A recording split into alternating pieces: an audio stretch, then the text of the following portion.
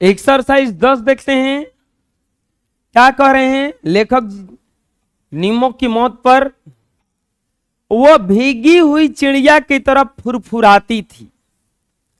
हम जानते थे अंधेरे कोने में दुबक एक सूखी रोटी और 3 दिन पुराना साग वो चोरों की तरह खाती रह गई कई बरस।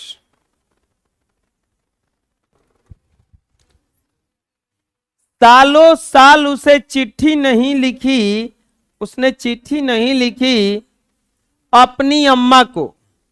टेलीफोन के पास उसे फटकना निषिद्ध था।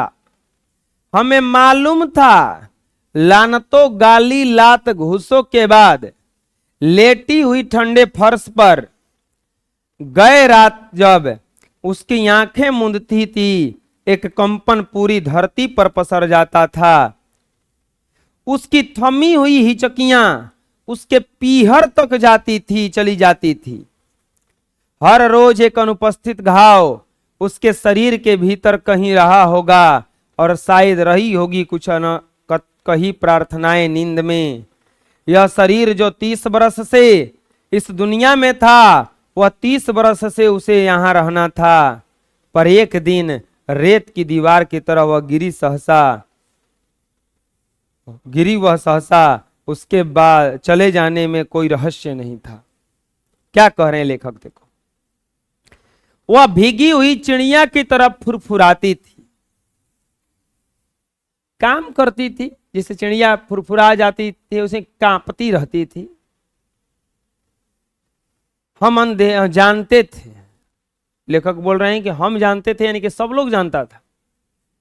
एक अंधेरे कोने में दुबक एक सूखी रोटी और 3 दिन पुराना साग वह चोरों की तरह खाती रही कई बरस। उसको खाना भी ढंग से नहीं दिया जाता था।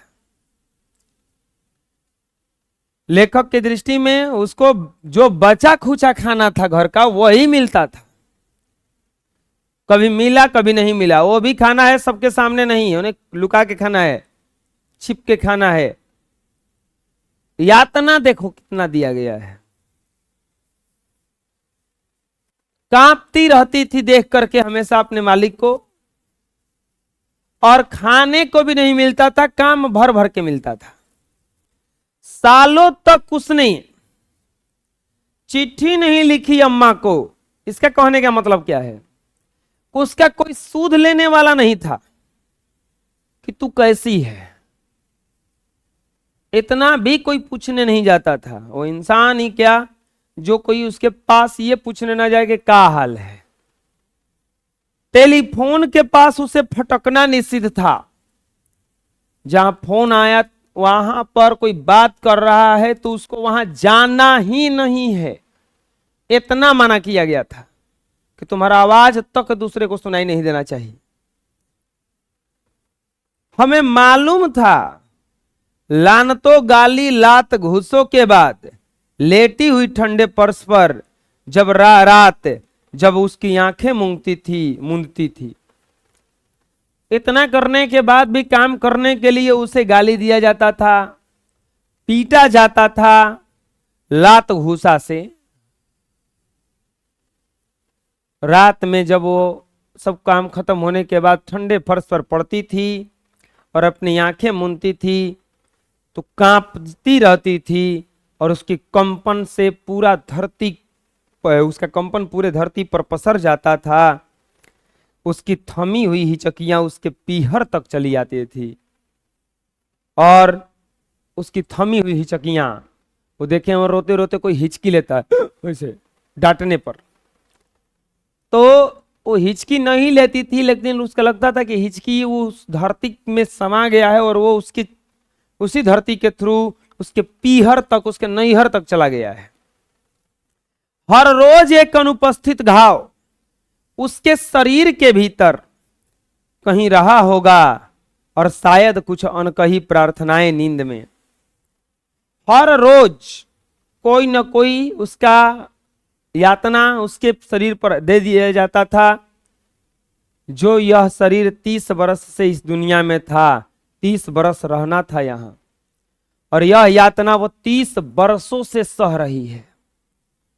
और एक दिन रेत की दीवार की तरह गिरी वह सहसा। एक दिन वह अचानक गिर के मर गई, लेकिन उसके मरने में कोई रहस्य नहीं था कि मरी कैसे, यह भी कोई पता लगाने नहीं आया। देखो, ये इस लेख के माध्यम से कवि उन झोपड़ी में रहने वाले, रैन बसेरों में रहने वाले लोगों की ओर आकृष्ट किया है कि वो लोग का जिंदगी बिल्कुल ऐसा ही होता है। अगर आपके पास खाने के लिए 2 वक्त का रोटी है, रहने के लिए घर है, तो आप समझ लो कि 70% अमीर लोगों में से हो, क्योंकि 30% ऐसे हैं जिनके पास वो भी नहीं है, न रहने के लिए छत है और न खाने के लिए रोटी है। वैसे ही लोगों के बारे में बात किए हैं कि वो लोग जब मर जाते हैं, उन लोगों को कुछ हो जाता है तो कोई किसी को फर्क पड़ने वाला नहीं है, कुछ फर्क नहीं पड़ता है। अरे एक मजदूर मर गया है, कोई फर्क पड़ता है? इन नेताओं को कुछ फर्क पड़ता है? अगर कोई ट्रेन पलट के 10 को 20 को आदमी मर जाए, कोई फर्क नहीं पड़ता है। वो उन लोगों के लिए बस हम लोग एक वोटर हैं कि ये जंतु वोट देगा, हम जीतेंगे, ऐश करेंगे, ये मरे जिए, कोई मतलब इसे नहीं है। तो वैसे ही कह रहे हैं ये कि ऐसा ही यातना दिया जा रहा है एक गरीब नौकरानी पर, और उसके माध्यम से हर उस गरीब को जिक्र किया है। बोलो तो एक बार पाठ ये, वह भीगी हुई चिड़िया की तरह फुरफुराती थी, हम जानते थे अंधेरे कोने में दुबक एक सूखी रोटी और 3 दिन पुराना साग वह चोरों की तरह खाती रही कई बरस। सालों साल उसने चिट्ठी नहीं लिखी अपनी अम्मा को, टेलीफोन के पास उसे फटकना निषिद्ध था। हमें मालूम था लानतों गाली लात घूसों के बाद लेटी हुई ठंडे फर्श पर गए रात जब उसकी आंखें मूंदती थी, एक कंपन पूरी धरती पर पसर जाता था। उसकी थमी हुई हिचकियां उसके पीहर तक चली आती थी। हर रोज एक अनुपस्थित घाव उसके शरीर के भीतर कहीं रहा होगा, और शायद कुछ अनकही प्रार्थनाएं नींद में। यह शरीर जो 30 बरस से इस दुनिया में था और 30 बरस उसे रहना था यहां, पर एक दिन रेत की दीवार की तरह वह गिरी सहसा। उसके चले जाने में कोई रहस्य नहीं था। देखते हैं पाठ के प्रश्न और उत्तर।